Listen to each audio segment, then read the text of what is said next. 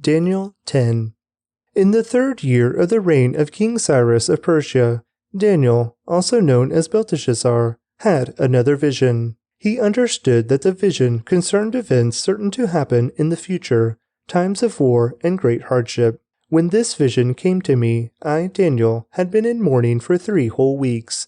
All that time I had eaten no rich food, no meat or wine crossed my lips, and I used no fragrant lotions until those 3 weeks had passed. On April 23rd, as I was standing on the bank of the great Tigris River, I looked up and saw a man dressed in linen clothing, with a belt of pure gold around his waist. His body looked like a precious gem, his face flashed like lightning, and his eyes flamed like torches. His arms and feet shone like polished bronze, and his voice roared like a vast multitude of people. Only I, Daniel, saw this vision. The men with me saw nothing, but they were suddenly terrified and ran away to hide. So I was left there all alone to see this amazing vision. My strength left me, my face grew deathly pale, and I felt very weak. Then I heard the man speak, and when I heard the sound of his voice, I fainted and lay there with my face to the ground. Just then a hand touched me and lifted me, still trembling, to my hands and knees. And the man said to me, "Daniel, you are very precious to God, so listen carefully to what I have to say to you. Stand up, for I have been sent to you." When he said this to me, I stood up, still trembling. Then he said, "Don't be afraid, Daniel. Since the first day you began to pray for understanding and to humble yourself before your God, your request has been heard in heaven. I have come in answer to your prayer. But for 21 days the spirit prince of the kingdom of Persia blocked my way. Then Michael, one of the archangels, came to help me, and I left him there with the spirit prince of the kingdom of Persia. Now I am here to explain what will happen to your people in the future, for this vision concerns a time yet to come." While he was speaking to me, I looked down at the ground, unable to say a word. Then the one who looked like a man touched my lips, and I opened my mouth and began to speak. I said to the one standing in front of me, "I am filled with anguish because of the vision I have seen, my Lord, and I am very weak. How can someone like me, your servant, talk to you, my Lord? My strength is gone, and I can hardly breathe." Then the one who looked like a man touched me again, and I felt my strength returning.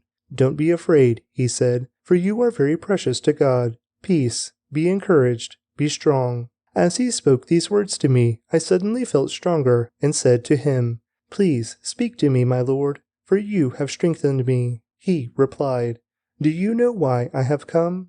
Soon I must return to fight against the spirit prince of the kingdom of Persia, and after that the spirit prince of the kingdom of Greece will come. Meanwhile, I will tell you what is written in the book of truth. No one helps me against these spirit princes except Michael, your spirit prince." Daniel 11. I have been standing beside Michael to support and strengthen him since the 1st year of the reign of Darius the Mede. Now then, I will reveal the truth to you. 3 more Persian kings will reign, to be succeeded by a 4th, far richer than the others. He will use his wealth to stir up everyone to fight against the kingdom of Greece. Then a mighty king will rise to power, who will rule with great authority and accomplish everything he sets out to do. But at the height of his power, his kingdom will be broken apart and divided into 4 parts. It will not be ruled by the king's descendants, nor will the kingdom hold the authority it once had, for his empire will be uprooted and given to others. The king of the south will increase in power, but one of his own officials will become more powerful than he and will rule his kingdom with great strength. Some years later, an alliance will be formed between the king of the north and the king of the south. The daughter of the king of the south will be given in marriage to the king of the north to secure the alliance, but she will lose her influence over him, and so will her father. She will be abandoned, along with her supporters. But when one of her relatives becomes king of the south, he will raise an army, and will enter the fortress of the king of the north and defeat him. When he returns to Egypt, he will carry back their idols with him, along with priceless articles of gold and silver. For some years afterward, he will leave the king of the north alone. Later, the king of the north will invade the realm of the king of the south, but will soon return to his own land. However, the sons of the king of the north will assemble a mighty army that will advance like a flood and carry the battle as far as the enemy's fortress. Then, in a rage, the king of the south will rally against the vast forces assembled by the king of the north and will defeat them. After the enemy army is swept away, the king of the south will be filled with pride and will execute many thousands of his enemies, but his success will be short-lived. A few years later, the king of the north will return with a fully equipped army far greater than before. At that time, there will be a general uprising against the king of the south. Violent men among your own people will join them in fulfillment of this vision, but they will not succeed. Then the king of the north will come and lay siege to a fortified city and capture it. The best troops of the south will not be able to stand in the face of the onslaught. The king of the north will march onward unopposed.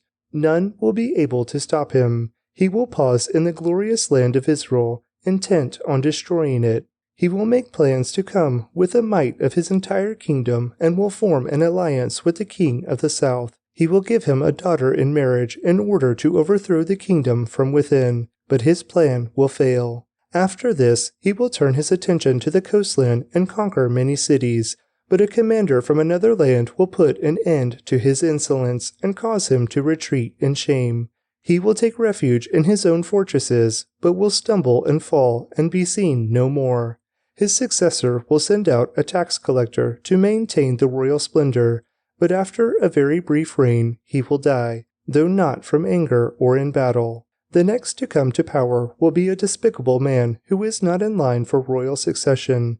He will slip in when least expected and will take over the kingdom by flattery and intrigue. Before him great armies will be swept away, including a covenant prince. With deceitful promises, he will make various alliances. He will become strong, despite only having a handful of followers. Without warning, he will enter the richest areas of the land. Then he will distribute among his followers the plunder and wealth of the rich, something his predecessors had never done. He will plot the overthrow of strongholds, but this will last for only a short while. Then he will stir up his courage and raise a great army against the king of the south. The king of the south will go to battle with a mighty army, but to no avail, for there will be plots against him. His own household will cause his downfall. His army will be swept away, and many will be killed. Seeking nothing but each other's harm, these kings will plot against each other at the conference table, attempting to deceive each other. But it will make no difference, for the end will come at the appointed time. The king of the north will then return home with great riches. On the way he will set himself against the people of the Holy Covenant, doing much damage before continuing his journey. Then at the appointed time he will once again invade the south, but this time the result will be different, for warships from western coastlands will scare him off, and he will withdraw and return home. But he will vent his anger against the people of the Holy Covenant and reward those who forsake the covenant. His army will take over the temple fortress, pollute the sanctuary, put a stop to the daily sacrifices, and set up the sacrilegious object that causes desecration. He will flatter and win over those who have violated the covenant, but the people who know their God will be strong and will resist him. Wise leaders will give instruction to many, but these teachers will die by fire and sword, or they will be jailed and robbed. During these persecutions, little help will arrive, and many who join them will not be sincere, and some of the wise will fall victim to persecution. In this way they will be refined and cleansed and made pure until the time of the end, for the appointed time is still to come. The king will do as he pleases, exalting himself and claiming to be greater than every god, even blaspheming the God of gods. He will succeed, but only until the time of wrath is completed, for what has been determined will surely take place. He will have no respect for the gods of his ancestors, or for the God loved by women, or for any other god, for he will boast that he is greater than them all. Instead of these, he will worship the God of fortresses, a god his ancestors never knew, and lavish on him gold, silver, precious stones, and expensive gifts. Claiming this foreign god's help, he will attack the strongest fortresses. He will honor those who submit to him, appointing them to positions of authority and dividing the land among them as their reward. Then, at the time of the end, the king of the south will attack the king of the north. The king of the north will storm out with chariots, charioteers, and a vast navy. He will invade various lands and sweep through them like a flood. He will enter the glorious land of Israel, and many nations will fall, but Moab, Edom, and the best part of Ammon will escape. He will conquer many countries, and even Egypt will not escape. He will gain control over the gold, silver, and treasures of Egypt, and the Libyans and Ethiopians will be his servants. But then news from the east and the north will alarm him, and he will set out in great anger to destroy and obliterate many. He will stop between the glorious holy mountain and the sea, and will pitch his royal tents. But while he is there, his time will suddenly run out, and no one will help him. Daniel 12. At that time, Michael, the archangel, who stands guard over your nation, will arise. Then there will be a time of anguish, greater than any since nations first came into existence. But at that time, every one of your people whose name is written in the book will be rescued. Many of those whose bodies lie dead and buried will rise up, some to everlasting life, and some to shame and everlasting disgrace. Those who are wise will shine as bright as the sky, and those who lead many to righteousness will shine like the stars forever. But you, Daniel, keep this prophecy a secret. Seal up the book until the time of the end, when many will rush here and there, and knowledge will increase. Then I, Daniel, looked and saw two others, standing on opposite banks of the river. One of them asked the man dressed in linen, who was now standing above the river, "How long will it be until these shocking events are over?" The man dressed in linen, who was standing above the river, raised both his hands toward heaven and took a solemn oath by the one who lives forever, saying, "It will go on for a time, times, and half a time. When the shattering of the holy people has finally come to an end, all these things will have happened." I heard what he said, but I did not understand what he meant. So I asked, "How will all of this finally end, my lord?"